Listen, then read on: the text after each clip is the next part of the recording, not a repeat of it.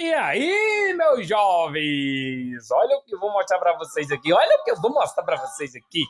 Tá onda, Demil? Estou aqui no meu galinheiro aqui, nas minhas galinhas. E olha o que eu fiz aqui pra esses capotinhos, pra esse biruzinho. Ela tava super atolando. Já tô com a comida dele aqui. Mas eu não queria botar a comida dele desse tanto de lama. Olha o que foi que eu fiz. Olha aí, olha aí, olha aí. Tô aqui já. A comidinha dele aqui agora, ó. Aqui é resto de comida, viu, pessoal? Bora aqui. Agora aqui é só chamar o piruzinho. Vou buscar ele, que ele é meio deficientezinho, o piruzinho. Bora lá, meu amor. Fica a comer, né? Calma. Peguei ele aqui. Ah, meu filho, ele gosta, viu? Olha aí. Vocês vão ver ele comendo aí, ó.